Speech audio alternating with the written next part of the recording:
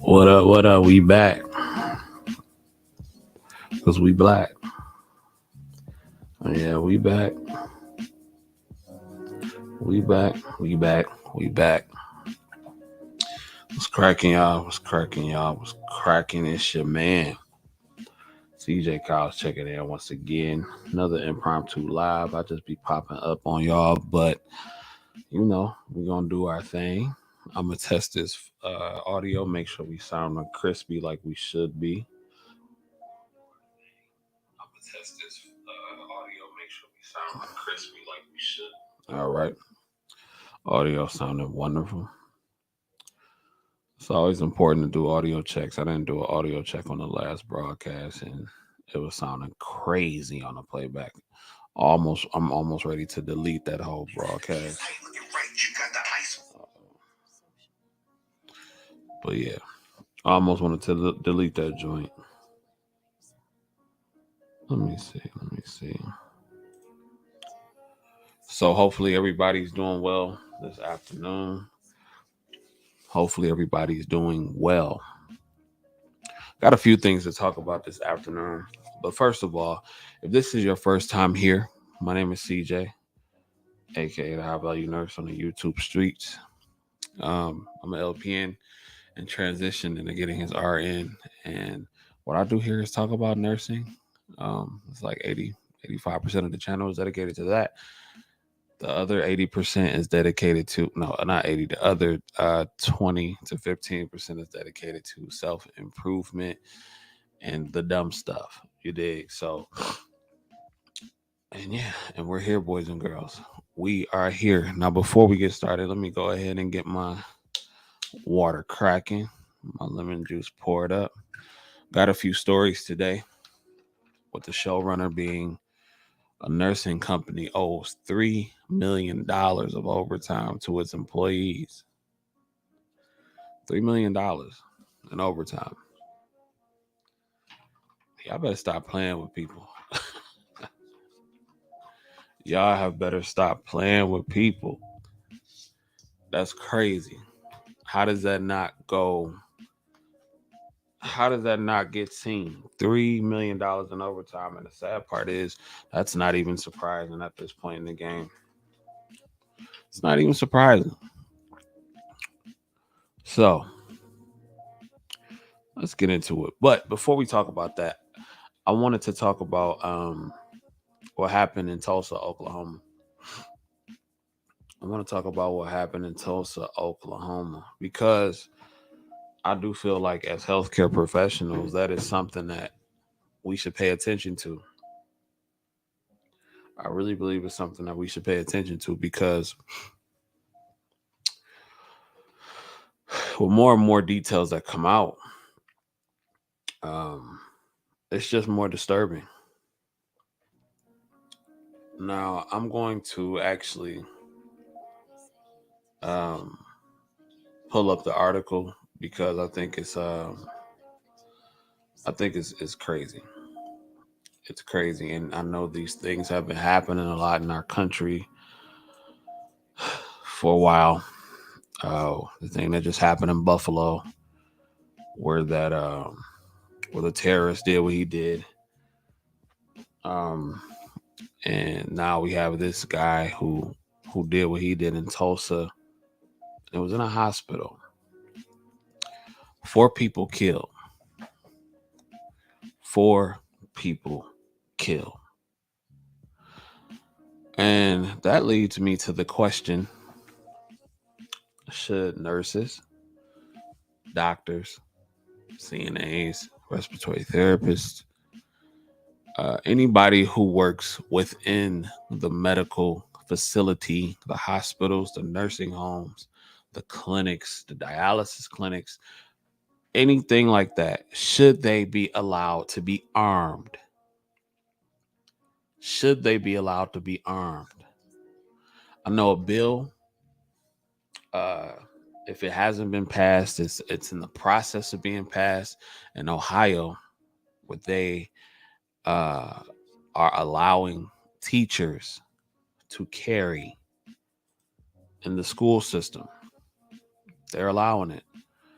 So my next question would be, would it be appropriate for medical staff in these facilities to carry as well?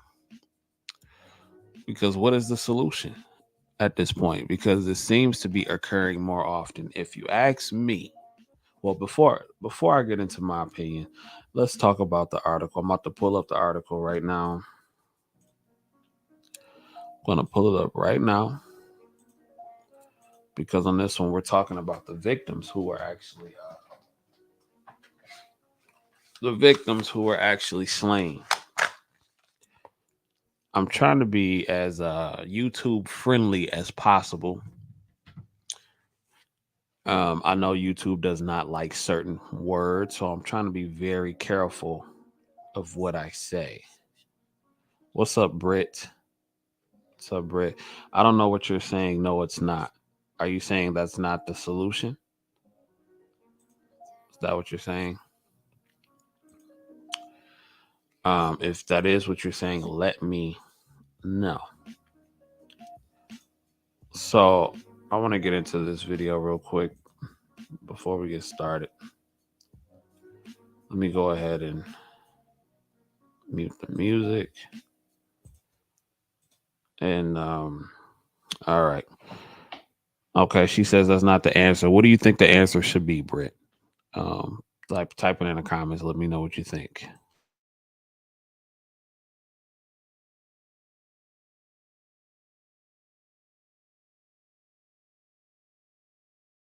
Now, the latest scene of a mass shooting were chilling. First calls were chilling. The first calls were chilling. We're gonna have to get in this door. I don't know if it's him, but I can see blood and I can hear somebody moaning. An orthopedic office on the campus of St. Francis Hospital in Tulsa, Oklahoma, now the latest scene of a mass shooting. Police say the gunman, 45-year-old Michael Lewis, walked into his doctor's office late Wednesday, armed with 2 guns and a vendetta. Police say he recently had back surgery. His surgeon, Dr. Preston Phillips. Police later found a letter on the gunman laying out his clear target and motive. He came in with the intent to kill Dr. Phillips and anyone who got in his way. He blamed Dr. Phillips for the ongoing pain following the surgery. After his surgery in late May, the gun.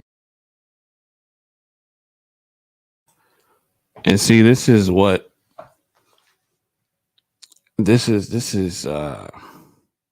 very unfortunate situation because you can never tell what somebody's pain is because obviously you're not inside their body. You can't you can't determine what somebody is going through and everything like that. When you are a surgeon, a doctor, a nurse, you are responsible for providing the best care that you can, and a person can do their best and then turn around and something can happen like this. Now, I would like to think that this person was obviously mentally deranged. I think that's obvious. As far as we know, this is why this was his motive, because of the pain that he was having. I know people that are in chronic pain every day.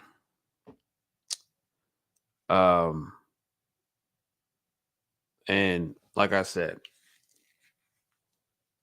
to delete someone over that, that's wrong. You shouldn't delete anyone. You're not God, but I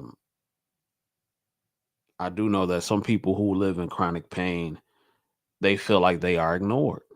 They feel like the hospitals and the systems don't take them seriously. I know some situations where some people feel like I knew a guy with sickle cell.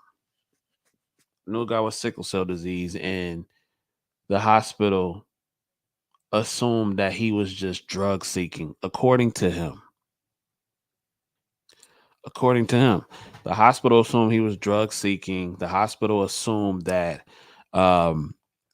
he was just another drug addict. And I think sometimes as healthcare professionals, when you do this for such a long time, sometimes healthcare professionals can become numb. And I'm not saying that this is the case at all with this whole massacre that took place in Tulsa. But, and I'm not saying that that was the doctor or that was his fault, because it's not. Nobody should be deleted at the hands of anybody else. But at the same time, I wonder if this is just another case of a patient feeling ignored. I don't know. I don't know. We can only speculate. But again, he was wrong. He was absolutely wrong for doing what he did. So let's get back into it.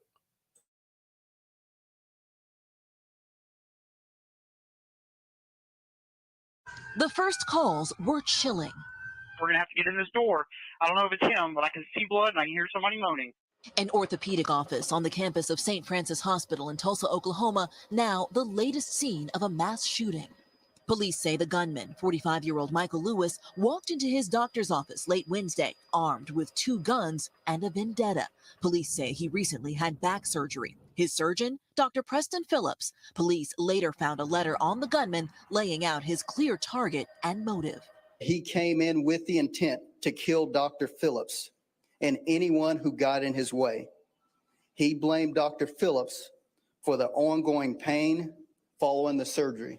After his surgery in late May, the gunman called the office repeatedly, police said, complaining of pain, even going back for a follow-up appointment. May 29th, 3 days before the shooting, he legally purchased a handgun.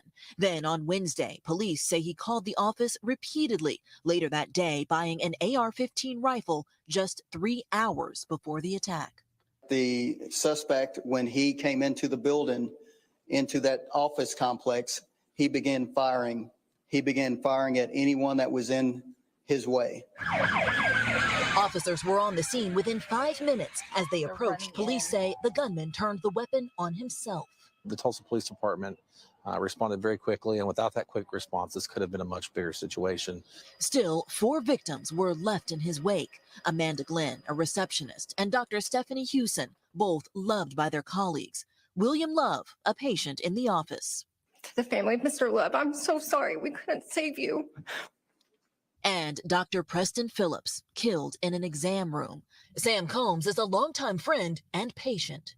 To have a doctor who prays with you and for you before and after your surgery, that was Preston. You can hear their pain there, and Blaine joins us now. Blaine, let's talk about Oklahoma's gun laws. The state actually has the nation's first anti-red flag law. Yeah, Tom, that's right. In fact, it bans communities here in the state from passing any law that would allow authorities to seize guns from people who might be a danger to themselves or others. It's something that's been on the books here in the state since 2020.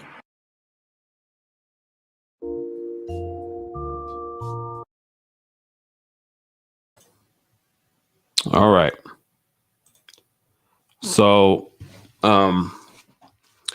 yeah, he did. The surgeon was taken out along with 3 other ones, along with 3 other people, one being a patient and two other doctors. So in the report, it says that he called the doctor's office multiple times, and I don't know if he didn't get a response. He even came for a follow-up appointment. I don't know what was said and everything like that. But again, I'm gonna until I see more evidence, I'm definitely gonna chalk this up to mental illness. I think the guy was mentally ill, mentally deranged, in pain, and that doesn't justify what he did. He shouldn't have done that. That was horrible. He robbed families of their family members, and that was absolutely horrible. And then he turned the weapon on himself. They say Dr. Preston Phillips, he was 59 years old, and they say he was remembered as a gentleman whom others would do well to emulate, those who work with him. That's what they said about him. He was a graduate of Harvard Medical School. He was an orthopedic surgeon with an interest in spinal surgery and joint reconstruction. So That's sad. Dr. Stephanie Hewson, 48 years old. She was a sports and internal medicine specialist at the Warren Center. Um, she was taken. And I just want to put some respect on these people's names. Amanda Dawn Glenn. I believe she was a receptionist at the facility, and Mr. William Love. And I just really want to put some respect on their names, and say my heart goes out to them, because that's not an easy thing to deal with. And then on top of that, like, my mom works as a receptionist. And that's something that I thought about. Like, that could have easily been my mom. My dad, he's a biomed engineer. He's worked in the hospitals. That could have been my pops. That could have been, like my girl when she was working for the hospital. That could have been her. You know what I'm saying? That could have been anybody. And I guess it's just so much closer. Or, you think about that. You think about that a little bit more, because being somebody who is in the medical field, you are right in there. And then sometimes you think, like, I'm sure I know incidents happen in medical facilities and hospitals, but you don't hear about something as tragic as this happening too often in the media like that. You don't hear about it. And then being in it, you're probably like, wow. And this is probably how other teachers feel when they hear about tragedies that take place in schools, just like the ones that happen in Texas and everything like that. So it's just like, wow, you really got to think about it. So I want to know, is the solution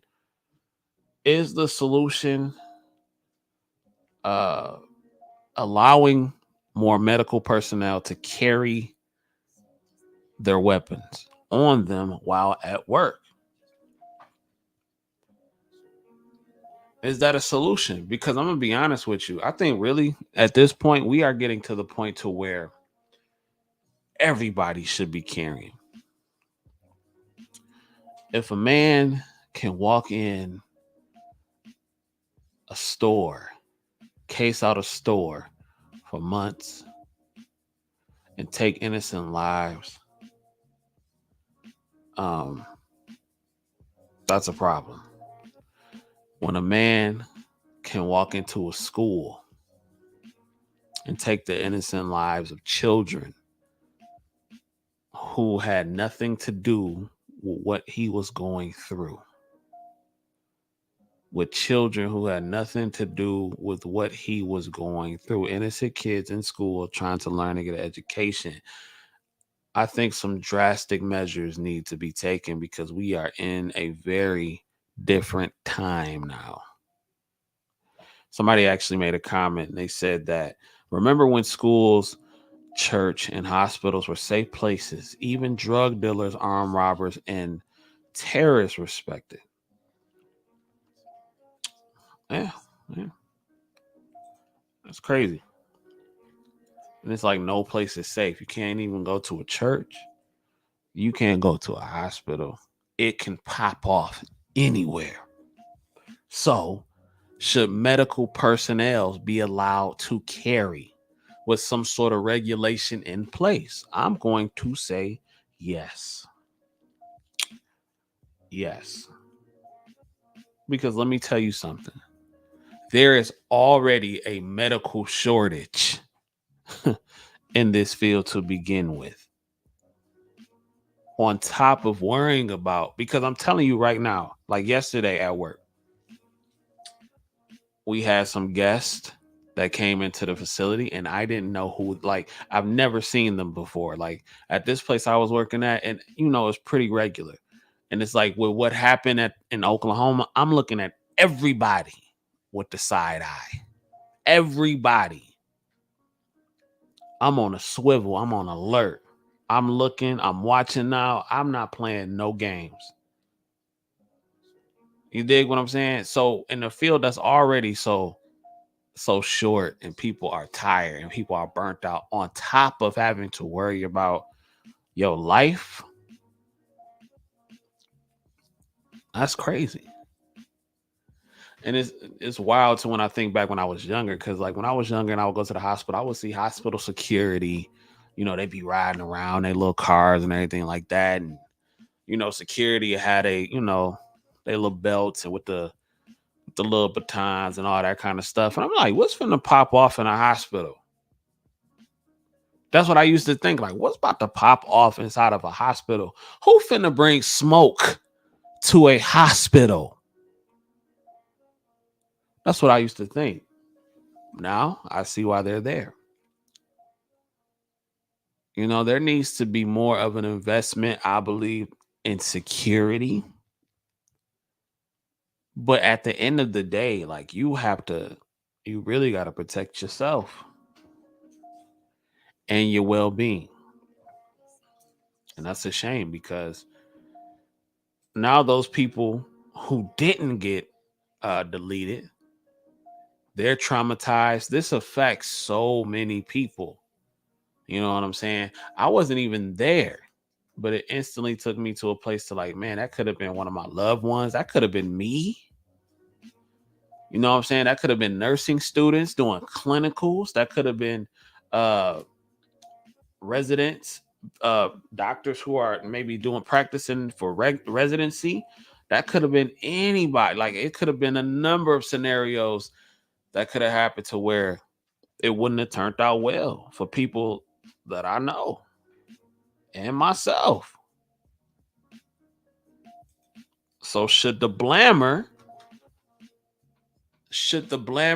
strap be an option to carry at work with regulation? I would say yes, and I was saying that only to protect yourself. Now, I know some of the argument is that, well, people can fly off the handles and get emotional. They can get emotional and, bad things can happen. Well, what is the other solution then? Should there be armed security in every room? Should we invest more money into the security system, paying these people? What is that going to cost? Because they're already stingy with the paper now. What is that going to cost? Babati says the deceased surgeon was probably one of the few orthopedic surgeons around. Do you know the workload increase on the small remaining ones in Oklahoma? I don't. I have no idea, but I'm sure it's a lot. I am sure it's a lot, boys and girls. And it's just like people who work to serve and to help heal people. And don't get me wrong, there are some horrible doctors out there. There are some horrible nurses out there. I'm sure there are horrible surgeons out there. And people's pain, you know what I'm saying? Like people's pain should be taken seriously. Now, again, I'm going to go with the narrative that the man was simply not mentally stable. Not mentally stable, because I feel like it really would take a mentally unstable person to go in there and feel like that is the way to handle his needs not being met. That is not the way you do it. Now, it is also difficult for me to speak from his shoes because I'm not in chronic pain. I'm not in chronic pain. I've never been in chronic pain. I don't know what that's like. And so let's just say on the chance that this man was ignored and he felt like he was not getting his needs met, what is another solution? That's not, obviously what he did is not the solution and was not the way to go. But to people that are ignored, because I've heard of this happening a lot. People in chronic pain, they feel like they're not being taken seriously. What is the next option? What is the next option? Everybody's not hip to natural healing and holistic remedies and everything like that. Everybody's not hip to that. From what I hear, when you are in chronic pain, you can't think about nothing else. You can't think about work. All you trying to figure out is, how do I get out of this pain? How do I get out of it? You feel me? That's what I'm saying. It can mess with your mental. We don't know what was going through this man's mind. Say he was probably fed up with the pain he was in. I don't agree with what he did.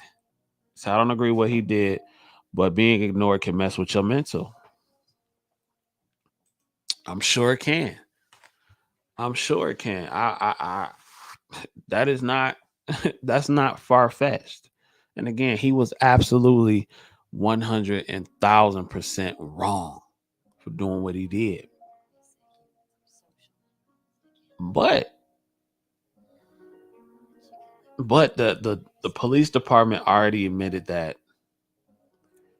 he had made several attempts to get in contact with the doctor, to get in contact with the staff. Our medical professionals becoming too numb to people's pain and suffering. Let me see. After earning over $300K on the road as a travel nurse, my first NP job is in pain management. And I have to tell you that there is racism in healthcare. I got a new gig in geriatrics, NP. Peterman, if you should come. I would love for you to come up and talk about that. If you can come up and talk about that, I will drop the link. Just let me know if you can, and I'll drop the link so you can talk about that. He may have told the doctor how much pain he was in, and the doctor promised to help him. Once that promise was broken, it took him to the next level. Read medical apartheid. Wow, now we get deep. We are getting deep. Now, mind you, we're speculating at this point. But again, I do know people personally who deal with chronic pain and who have told me their stories of being ignored or feeling like they were ignored or not being taken seriously. Can you imagine? Can you imagine what that must be like?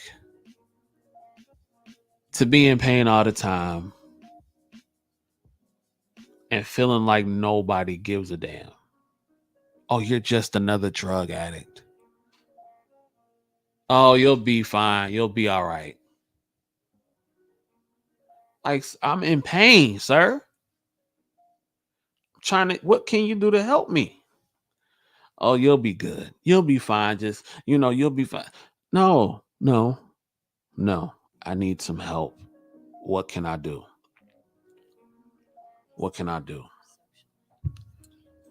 He says, doctors do not care about black people pain. They think we can handle more. Once they give us a certain pill, they think it fixes it all when it doesn't. Pain pills are a joke, to be honest. Wow.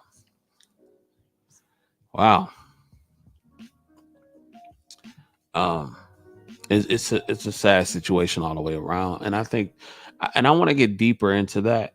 I would love to have some other medical professionals on the show.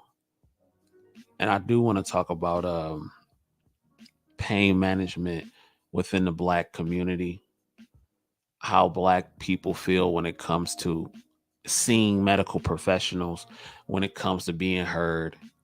I understand that a lot of people do have the idea that a black person's pain threshold is higher than people of other races. I've heard that before. I understand that some black women have not received the proper care because they assume that black women can just take more pain by default. That's absolutely insane. Now, we may be treading in dangerous territories, but the truth is the truth. Truth is the truth. And again, now the brother, the surgeon that was taken out, he was black. So I really want to give the benefit of the doubt when it comes to this situation. Like, I really do. Like, I'm trying to be as optimistic as possible when it comes to this situation, because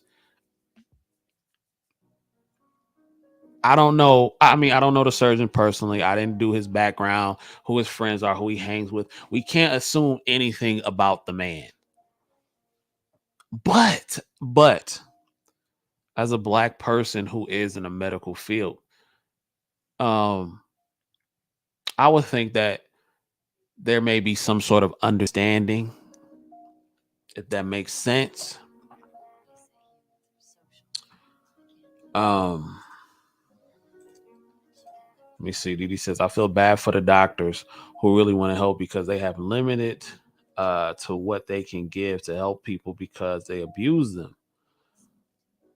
So it's a messed up cycle of them wanting to help but can't. Boy, the game is not fair. It is not fair. It is not fair. It is not fair. And once again, what's going on, Lucky Chucky? Glad you could be here this afternoon, sir. And I really do hope that those families find solace, find peace. I know that's 100% easier to say than do. I'm sure they don't forgive the shooter, because I wouldn't forgive the shooter. You feel me? You take away somebody I love, it's no forgiveness here. You know, I'm not a believer in that. That's just me, though. We're not finna sing and do Negro spirituals and all that kind of stuff. No. But yeah. But that's all I have for that story. Let's get into some other stories, though. Let's get into the main topic. And I'm going to clip this part up. But Midwest Nursing Care Company owes caregivers $3 million in overtime wages after systematically violating wage laws for 2 decades, federal investigation says. Boy, y'all better stop playing with people's paper. Why y'all want to play games, man? Just pay these people. Just pay them. What y'all want to play games for? Listen, I know this is a business. People trying to make the most money that they possibly can. But damn, that's not how business works. You're not going to have any employees. You're not going to have any people to work with if you can't do good business. Damn. So hold on. Let me see. Let me share. Okay. Let me see. Hold up. Let me get it popping for y'all. So we back. I'm off today too, y'all. I'm so happy. I'm so happy. Even though I thought about picking up tonight. I don't know. Depends on what that bag looking like. I might go in.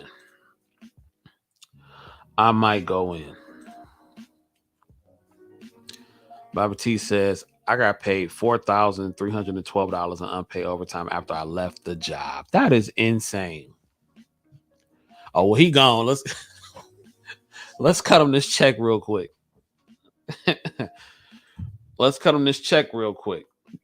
He out of here. We ain't got to worry about him no more. And that might not be what you really was supposed to get. So it says Midwest Nursing Care Company owes caregivers $3 million in overtime wages after systematically violating wage laws for 2 decades. A nursing care management company owes $3 million in overtime to wages $3 million in overtime wages to caregivers at 84 facilities throughout the Midwest following a federal investigation the U.S. Department of Labor announced last week. 84 for 20 years running a finesse game on they asses. Damn. Why y'all can't just pay a player? Let me see. Dee says, yes, I have rheumatoid arthritis. I get Narcos for my pain. Now, with the new rules, I can only get 2 muscle relaxers. 2 of my cousins have sickle cell and suffer in pain. It's so sad. Yeah, that's terrible. That's terrible. He says 11 months after it was from a lawsuit. Damn. So you had to put a lawsuit in just to get your paper. Just to get your paper back. It says Peterson Healthcare Inc. was found in violation of the Fair Labor Standards Act after failing to pay the correct overtime wages to more than 3,000 caregivers in Illinois, Iowa, and Missouri, the agency alleged. Caregivers will receive $2,939,576 in back overtime wages for the period of June 2018 and June 2020, the Department of Labor announced. Now, this is what the agency had to say. While we have agreed to settle this matter, we do not agree with the department's claims or assumptions they made in determining their findings. Peterson Healthcare pays and has always paid its employees fairly and equitably for all the time worked, Greg Wilson, the company's senior VP of operations, said in a statement to Insider, but he added, the current economic environment dictated the settlement of the matter. Get out of here with that bullshit. Get out of here with that bullshit. Stop playing with me. You niggas knew what you was doing. You've been doing it for years. You knew what you was doing. Y'all got accountants. Y'all got all these people on payroll. Stop playing games. That's bad when the DOL got to conduct a federal investigation so people can get their bread back. I'm trying to figure out who was making the noise, though, because somebody had to go to the Department of Labor and complain. Somebody had to go complain. And they've been complaining for a while now for them to go and make an investigation this deep in the system. You dig? Peterman says, Dee, I'll advise to always seek healthcare providers that look like you when it comes to pain management. Bobacy said, what's even worse, people use more street drugs, which are getting laced more and more. The government needs to do something to help people avoid Indian-owned clinics. Yes, I said it. We all black here, so I'm keeping it real. Wow. That's wow. Peterman coming with the smoke. Let's see. It says, we've regularly reviewed and evaluate our pay practices to ensure our hardworking employees are being compensated fairly and equitably for all the time spent caring for our seniors in need, he continued. It isn't the first time the company has been fined over wage and hour law violations. The Department of Labor has investigated Peterson Healthcare 30 times over the last 2 decades. Why are they still running? Why are they still able to run? 30 times? You've been investigated 30 times? The hell? Over the last 2 decades and determined the company systematically violated wage and hour laws on numerous occasions. According to the May press release, 7 investigations found a combined $88,000 and $88,000 in unpaid wages. Y'all know my slogan, my saying, get paid, young nurse, get paid. Well, Peterson Healthcare System said, we'll pay you a little bit, but that's about it. You're not finna ball out on our watch. You're not finna ball out on our watch. What's the deal, Danny? Good to see you. Lucky Chucky says, speaking of nursing and money, here's a perfect example of the great resignation in effect in nursing today. One nurse tested a resident and found out they had C19. How long that resident had it? Hold on, let me scroll back up. How long that resident had it? I don't know. When I last checked, 15 folks have the C word. What's good, Danny? Dee says, just like Sinai Grace and Receiving Hospital still open and are not up to code. They probably treat poor people. Baba T says, effective pain management is also affected by the state you live in. Are we now forcing people to move from state to state because of post-surgical pain? That's a good question. Let me continue with this article. It says U.S. nursing homes have lost 241,000 workers since the start of the pandemic. Oh, you don't say.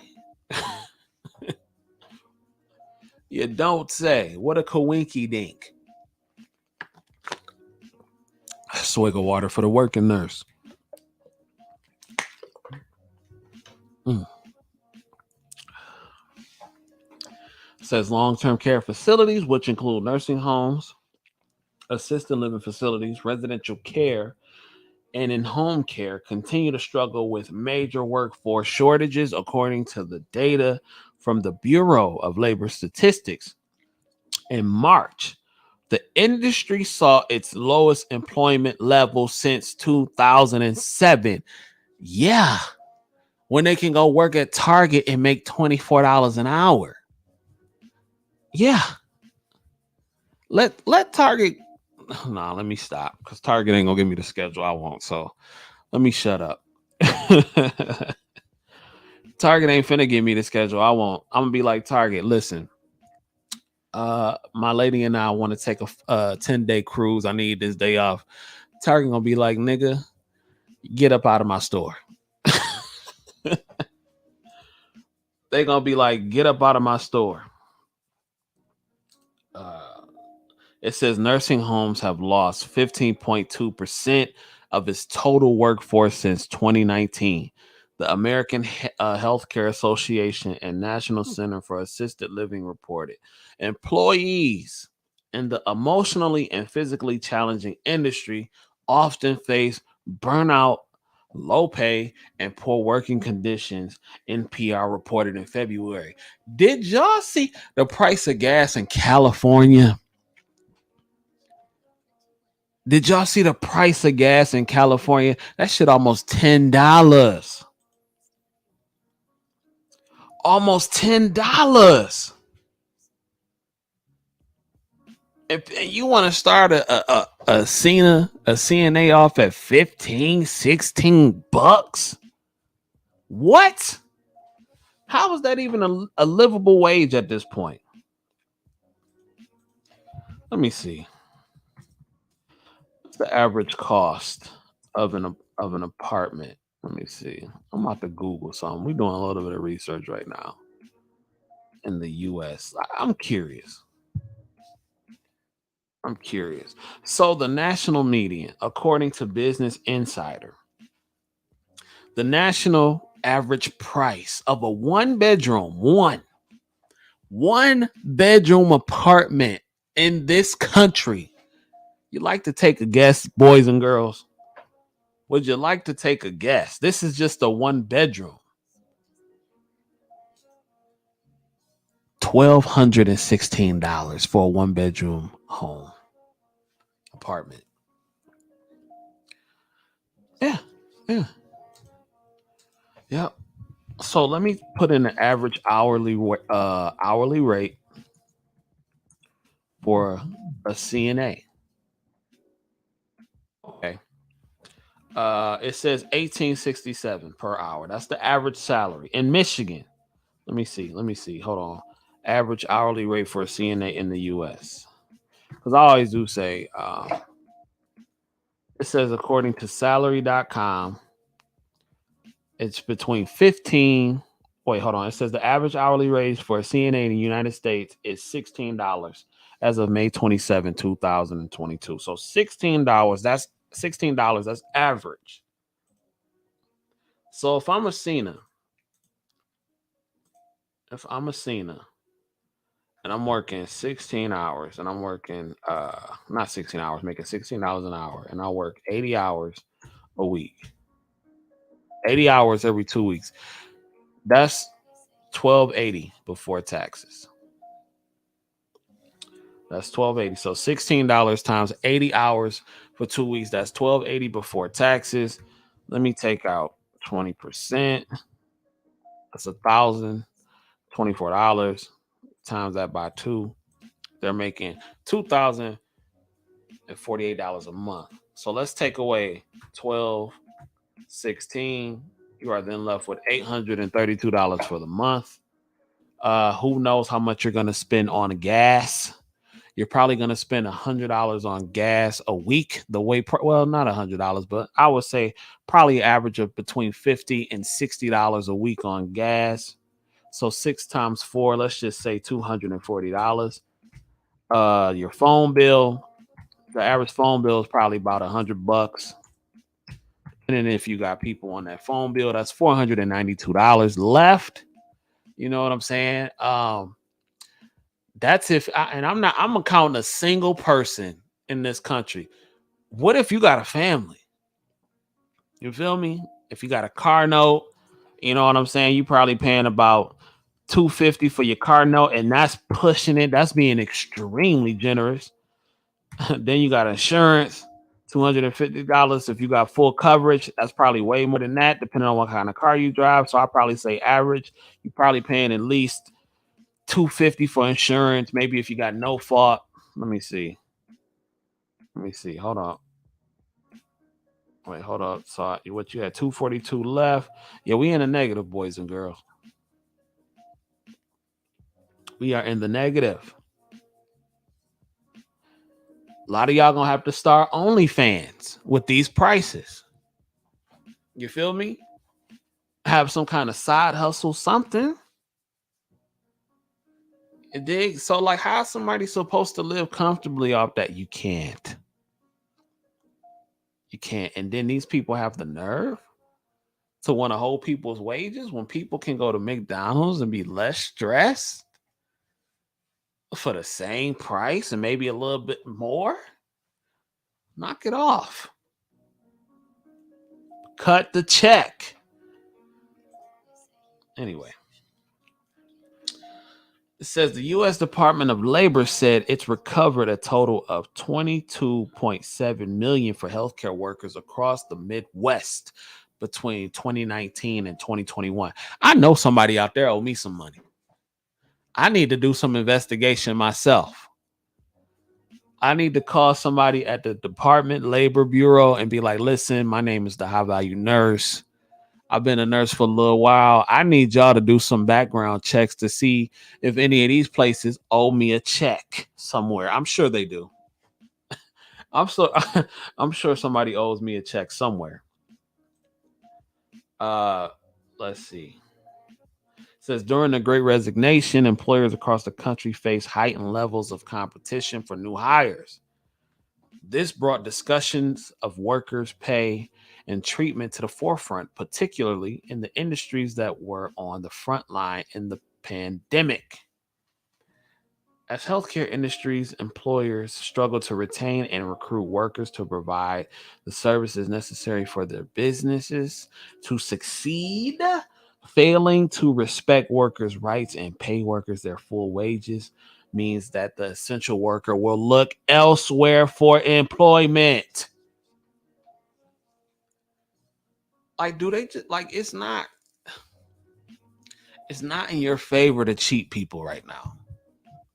Maybe when the economy was popping, everybody was blooming, living in bliss, and gas was $2.08 a gallon, then okay. But now is not the time. It's not the time. Yeah, not the time.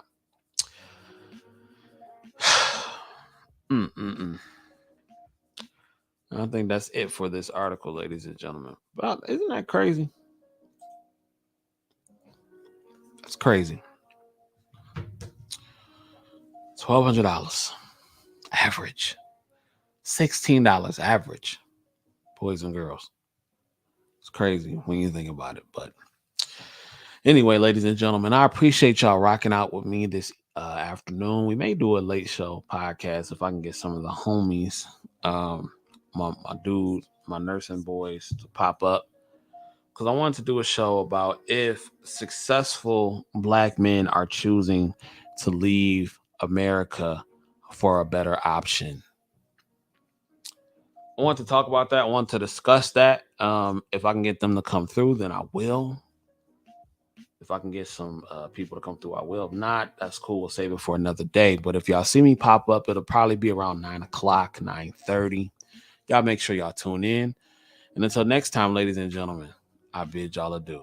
Peace.